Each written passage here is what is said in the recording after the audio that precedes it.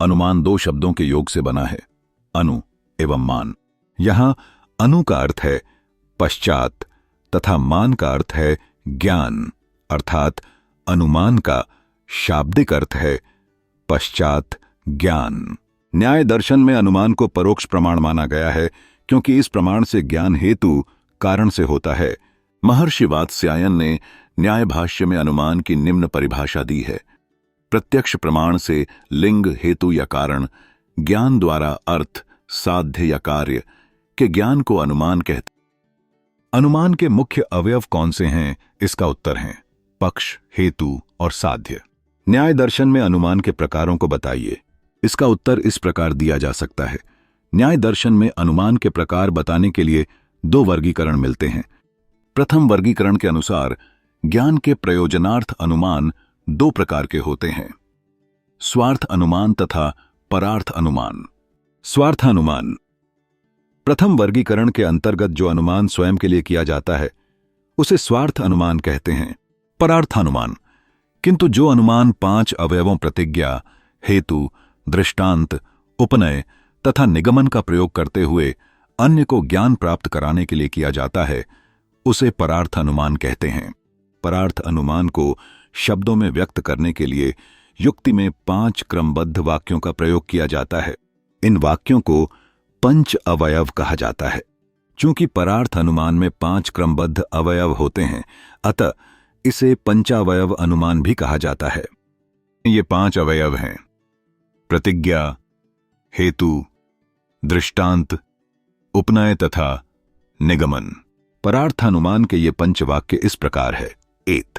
पर्वत पर आग है, प्रतिज्ञा वाक्य। 2. क्योंकि वहां धुआं है, चिन्ह या हेतु वाक्य। 3. जहां जहां धुआं है वहां वहां आग है, जैसे रसोई घर, उदाहरण या दृष्टांत वाक्य। 4. पर्वत पर धुआं है, उपनय वाक्य। 5. इसलिए पर्वत पर आग है, निगमन वाक्य। प्रतिज्ञा वाक्य क्या है? इसके अंतर्गत पक्ष में साध्य के होने का ज्ञान कराया जाता है। माना हम पहाड़ पर आग को सिद्ध करना चाहते हैं, तो ऐसा करने से पूर्व सर्वप्रथम हम अन्य के सामने वह स्पष्ट रूप से प्रकाशित करते हैं कि पहाड़ पर आग है। यह निर्देश ही प्रतिज्ञा वाक्य है। हेतु वाक्य क्या है? जिस हेतु से, कारण से, चिन्ह से, लिंग से साध्य का अनुमान होता है, उस हेतु, कारण, चिन्ह, लिंग का वर्णन यहां हेतु वाक्य में किया जाता है। उदाहरण के लिए पहाड़ पर आग को सिद्ध करने के लिए हम पर्वत पर उठ रहे धुएं का वर्णन हेतु के रूप में, कारण के रूप में प्रयोग करते हैं। दृष्टांत वाक्य क्या है? इसके अंतर्गत व्याप्ति का उल्लेख एवं उसकी पुष्टि में दिए गए उदाहरण का उल्लेख किया जाता है। माना हमें यह सिद्ध करना है कि पहाड़ पर आग है क्योंकि पहाड़ पर धुआं दिख रहा है। हमें वहां ऐसा दृष्टांत वाक्य देना होगा जो सबको, पक्ष विपक्ष को मान्य हो। जैसे कि रसोई घर में जब जब हमने धुआं देखा तब तब आग दिखी थी, अतः धुएं और आग के बीच निश्चित रूप से अनिवार्य संबंध है। उपनय वाक्य क्या है? दृष्टांत के माध्यम से हेतु और साध्य में व्याप्ति दिखाने के पश्चात अब अपने पक्ष पर हेतु के दर्शन दिखलाना, जैसे पहाड़ पर हेतु के रूप में धुआं दिखलाना ही उपनय वाक्य है। निगमन वाक्य क्या है? इसके अंतर्गत साध्य के सिद्ध होने का प्रतिपादन किया जाता है, अर्थात पर्वत पर आग है, हमें यही सिद्ध करना था जो अब हेतु, दृष्टांत के संयोग से सिद्ध हो गया है। न्याय दार्शनिकों के अनुसार परार्थ अनुमान का चौथा चरण उपनय ही तृतीय लिंग परामर्श कहा जाता है तथा इसी के द्वारा हमें साध्य का ज्ञान प्राप्त होता है। यह तृतीय लिंग परामर्श ही हमें अनुमान कराता है। न्यायिकों के अनुसार परार्थ अनुमान का जो स्वरूप है, इसमें प्रथम एवं 5वां वाक्य समान है तथा दूसरा एवं चौथा वाक्य समान है। अतः या तो प्रथम 2 या अंतिम 2 कथनों को हटाया जा सकता है। इस प्रकार परार्थ अनुमान को स्वार्थ अनुमान में परिवर्तित किया जा सकता है। एक द्वितीय वर्गीकरण के अनुसार अनुमान 3 प्रकार के होते हैं: पूर्ववत, शेषवत तथा सामान्य तो दृष्ट अनुमान। जब पहले से दृष्ट कारण का प्रत्यक्ष करके कार्य के होने का अनुमान किया जाता है तो उसे पूर्ववत अनुमान कहते हैं।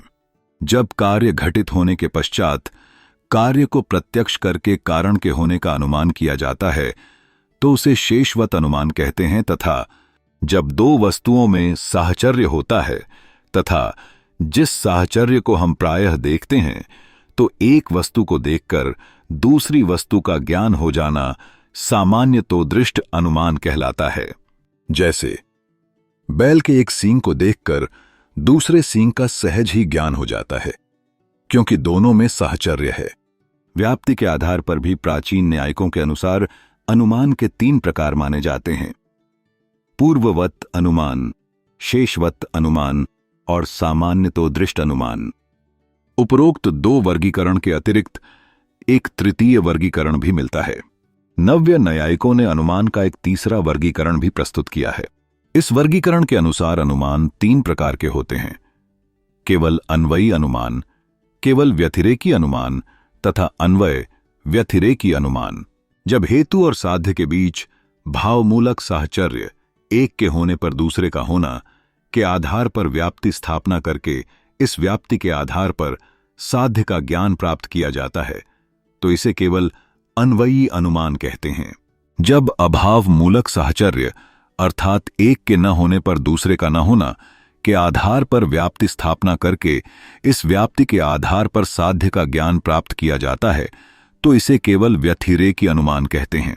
जब व्याप्ति स्थापना भावमूलक तथा अभावमूलक साहचर्य दोनों के आधार पर करके इस व्याप्ति के आधार पर साध्य का ज्ञान प्राप्त किया जाता है तो इसे अन्वय व्यतिरेकी अनुमान कहते हैं।